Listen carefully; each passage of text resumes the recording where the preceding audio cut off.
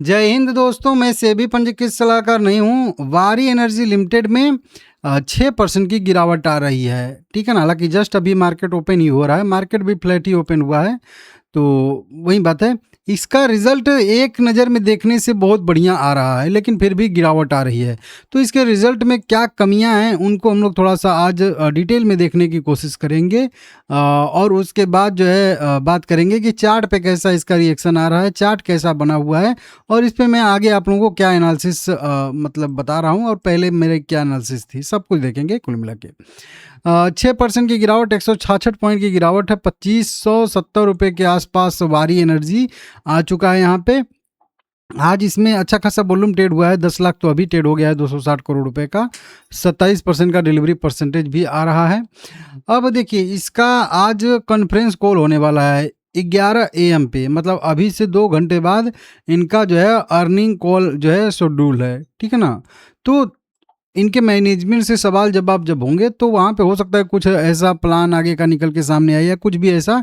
तो उसकी वजह से हो सकता है कि आज थोड़ी सी बाद में, मतलब 11 बजे के बाद जो है तेज़ी आ सकती है।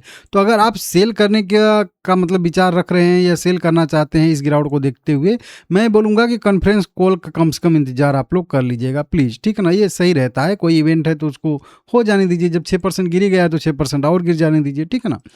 अब देखिए, रिजल्ट पे सीधा आते हैं। रिजल्ट अगर जून का हम लोग देखेंगे तो साल दर साल बेसिस पे अगर हम लोग कैलकुलेट करेंगे तो साल दर साल बेसिस पे बहुत बढ़िया रिजल्ट आया है। क्योंकि उस समय केवल 4400 करोड़ रुपए का राजस्व था, इस बार तो 8000 करोड़ रुपए के आसपास है।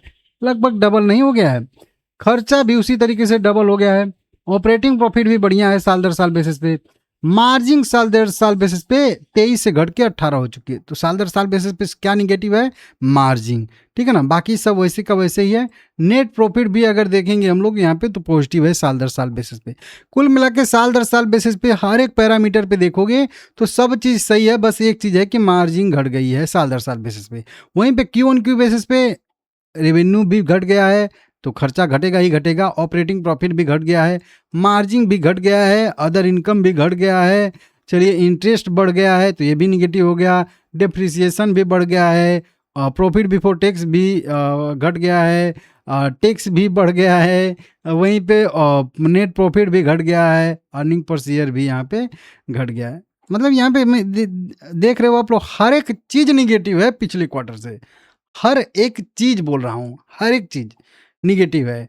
राजस्व घटना निगेटिव, इनकम घटना, खर्चा घटना, चलिए ये पॉजिटिव है। ठीक है ना। लेकिन फिर भी उसके हिसाब से ज़्यादा ही बढ़ा है।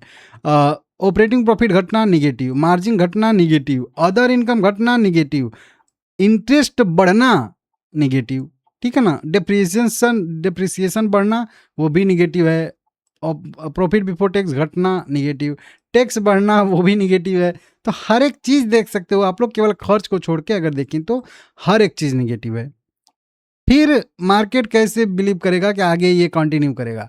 और एक रिदम भी होता है ना, जो कोई कंपनी होती है, एक जो डिलीवर करती आती है, उसको उसी तरीके का डिलीवरी चाहिए होता है। जैसे कि अगर पीछे से देखेंगे तो यहाँ पे एक बार कम था, उसके बाद देखोगे आप लोग तो हमेशा हर क्वार्टर में कंपनी ने जो है ग्रोथ यहाँ पे डिलीवर किया। मतलब हर क्वार्टर एक अपने पिछले क्वार्टर से बेहतर क्वार्टर था। अभी बहुत ज़्यादा निगेटिव इसका जो है रिजल्ट आ चुका है। ठीक है।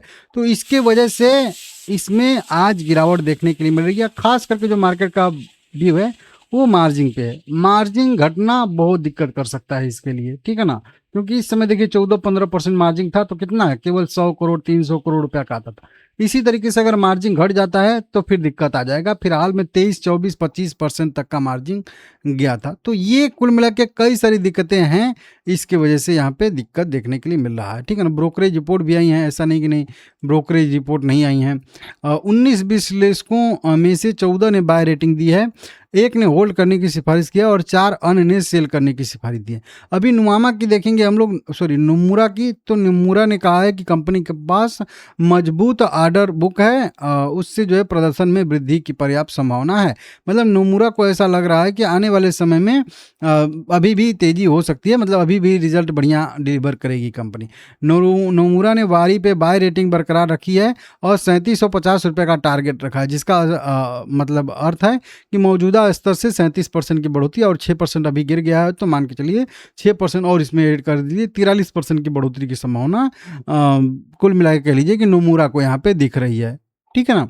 तो इस तरीके से है, नोमुरा पॉजिटिव है। तो आप देखिए, अगर ऑर्डर बुक देखेंगे तो कंपनी के पास 61,000 करोड़ रुपया का ऑर्डर बुक है। इस क्वार्टर में भी कंपनी को लगभग 16,000 करोड़ रुपये का ऑर्डर मिला है। तो इस तरीके से ठीक है, लेकिन अभी जो मेन जो अभी दिख रहा है, जो घटा है, उसकी वजह से मार्केट तो भाई एक बार रिएक्शन देगा ही देगा। कॉन्फ्रेंस कॉल 11 बजे आ जाएगा, तो फिर हो सकता है कि रिकवरी आए, इसका आप लोग इंतजार कर लीजिएगा, मैं बोल रहा हूँ। क्योंकि देखिए यहाँ पे अगर फिबोनाची ड्रॉ करेंगे तो जहाँ पे जस्ट एकदम लो बना के जा रहा है, एकदम पिन पॉइंट ना, बिल्कुल वहीं पे एक सपोर्ट है, ठीक है। और अगर कॉन्फ्रेंस कॉल में कोई अच्छा अनाउंसमेंट आ जाता है तो यहाँ से तेजी आ सकती है। मैं अपनी पिछली एनालिसिस में एक बॉक्स यहाँ पे बनाया था और इसी बॉक्स में ये ट्रेड कर रहा था। तब मैं आप लोगों को बोला था कि इस बॉक्स को जिधर भी साइड में ब्रेक करेगा, ऊपर या नीचे की साइड में, और फिर उसको रिटेस्ट करेगा। जैसे यहाँ पे बॉक्स ब्रेक किया, रिटेस्ट किया, और फिर उसके बाद जो है यहाँ पे गिरावट देखने के लिए आप लोगों को मिल रही है, क्लियर। तो यही स्ट्रेटजी मेरी पहले से थी और आप लोग देख सकते हो, अगर जो माने होंगे तो इस गिरावट से कुल मिला के बच गए होंगे, ठीक है ना।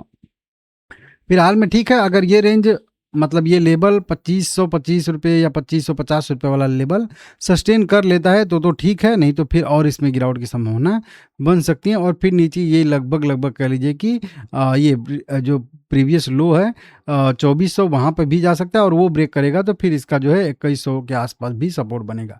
हालांकि ठीक है, देखिए सोलर पैनल बनाने वाली कंपनियों का भविष्य तो वैसे अच्छा है, मार्केट सुधरेगा तो थोड़ा सा इसमें भी सुधार आ सकता है, लेकिन अभी फिलहाल में रिजल्ट थोड़ा सा वीक आया है, इसकी वजह से दिक्कत है। जब भी ये ऊपर के साइड में 2700 के ऊपर जाए तो इसमें पॉजिटिव व्यू आप लोग अपना ले लीजिएगा, क्योंकि मेन सपोर्ट जो था अभी फिलहाल के लिए वो 2700 ही था, जो आज ब्रेकडाउन दिया है। 2700 के ऊपर अगर रिकवरी करके सस्टेन कर लेता है तो फिर से यहाँ पे री एंट्री बनेगा और फिर यहाँ से बढ़िया मोमेंटम की संभावना बन सकती है। लाइक करके चैनल सब्सक्राइब कर लीजिए।